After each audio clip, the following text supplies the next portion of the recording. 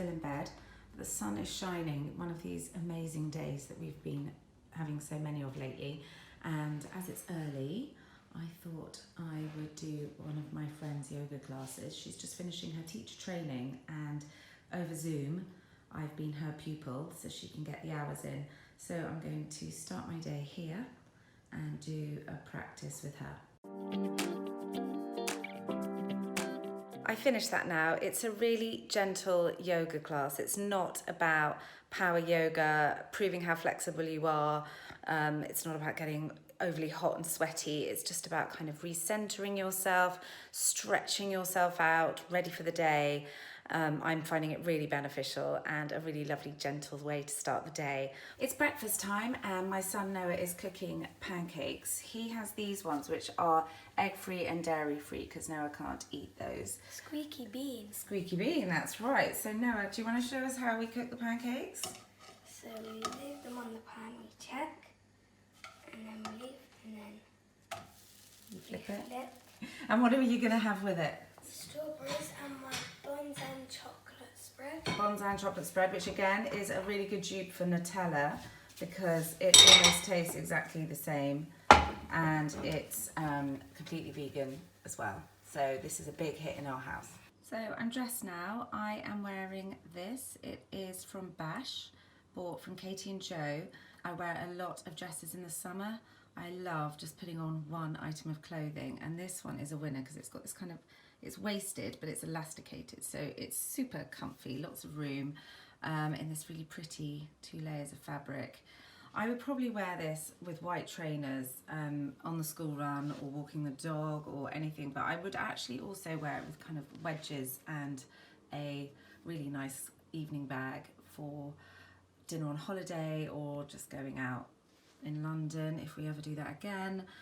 So yeah, for me it's a dress every day of the week in the summer.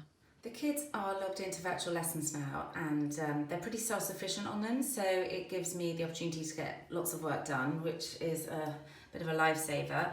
So I just thought I'd quickly tell you what I use on my skin. So in the morning I use this cleanser in the shower, which I love. It's not drying, you come out without your skin feeling tight, so it's really good.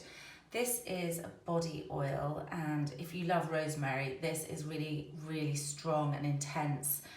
With the smell, it's so invigorating. It's a really nice smell for the morning. These are both by Abaji. One is a serum and one is a day lotion, and they both have high levels of vitamin C, so it's really good if you've got any pigmentation issues. It's great for anti-aging, and it kind of is meant to reveal a glow as the day goes on.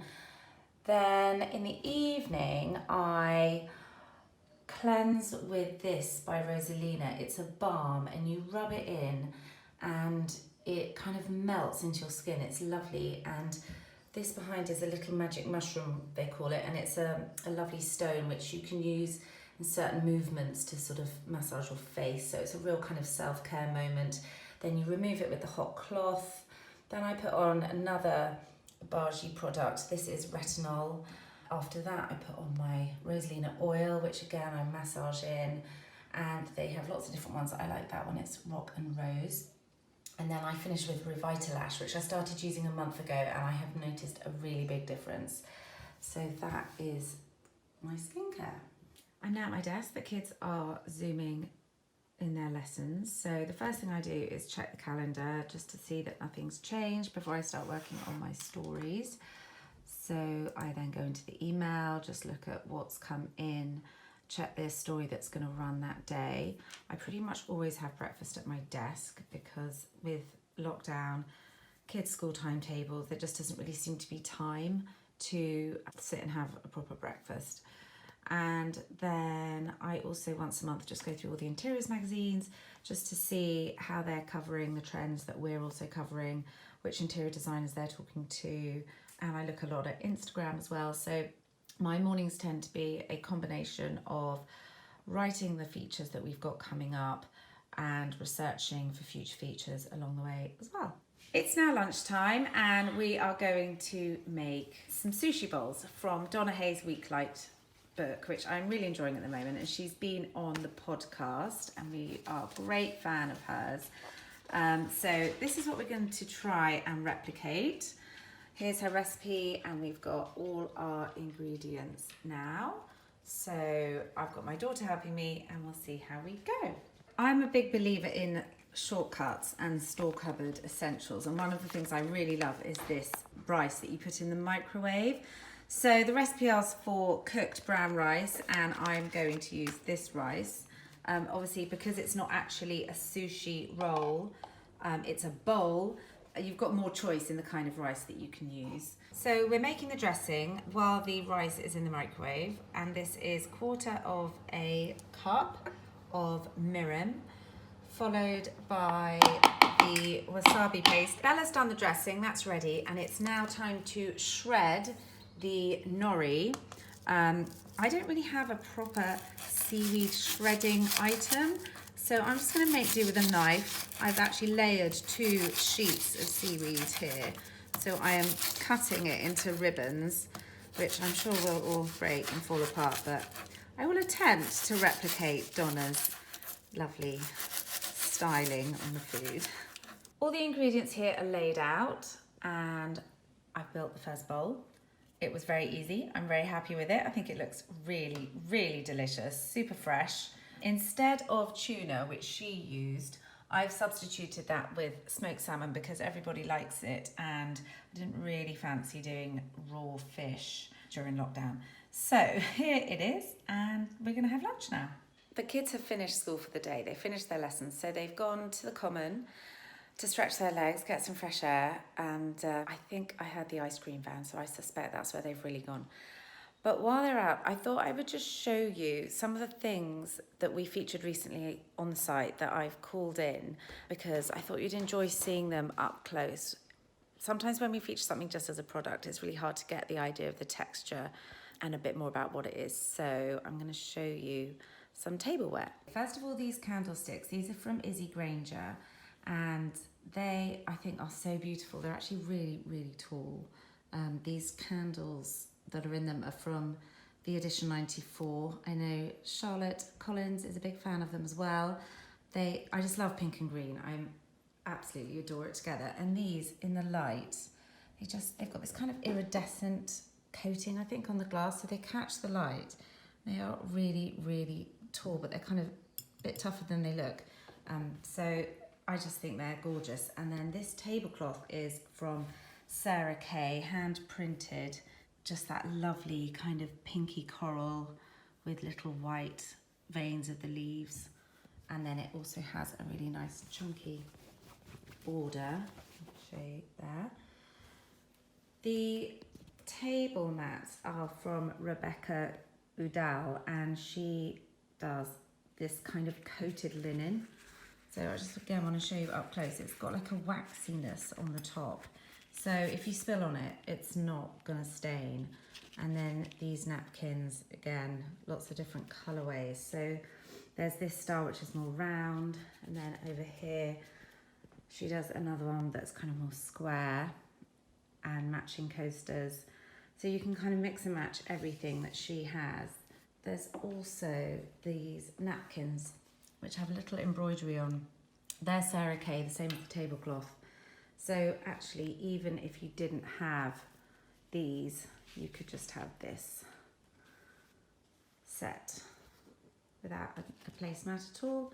And it's still really, really pretty, really decorative, and pink and green again. I just do think it is a winning combination. The other thing that I got recently, these glasses, and they are actually plastic. They're from John Lewis. So when you've got kids, I just think you always want plastic glasses outside. And these really are quite delicate because sometimes they're very thick and thick on the rim, which isn't very pleasant to drink from.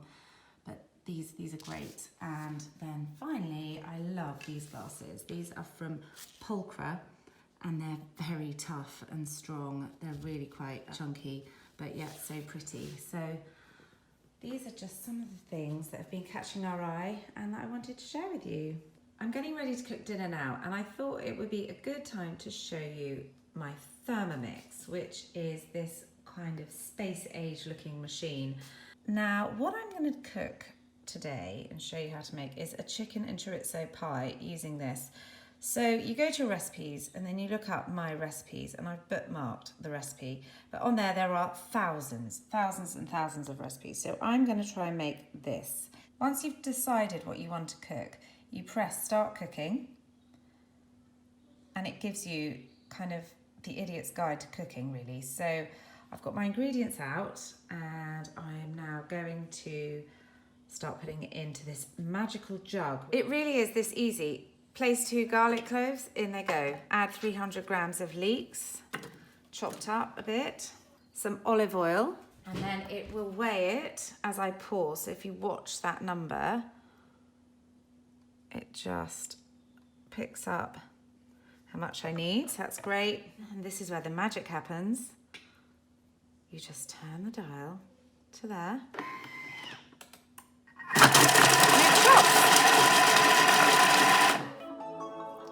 And all you have to do is add the chorizo, which I got there.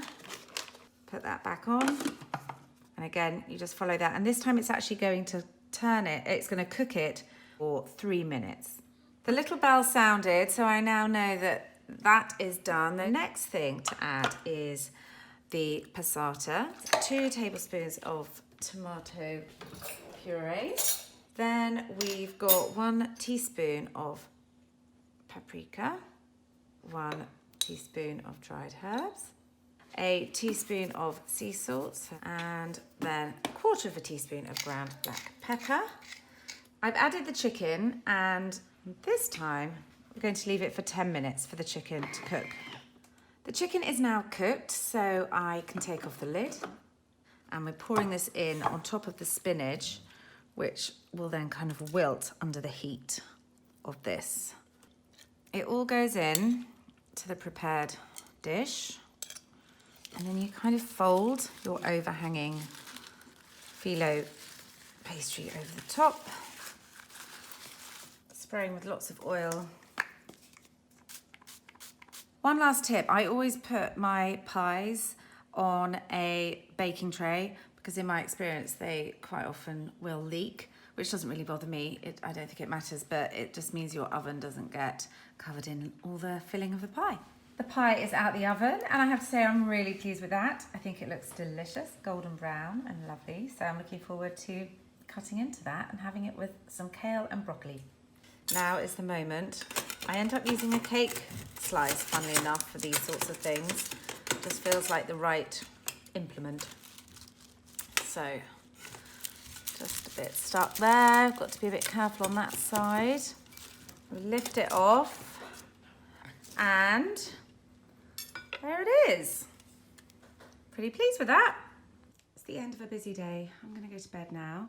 Got my Neon Wellbeing pod next to my bed. I always use the Sleep Blend. I find it just really helps me nod off.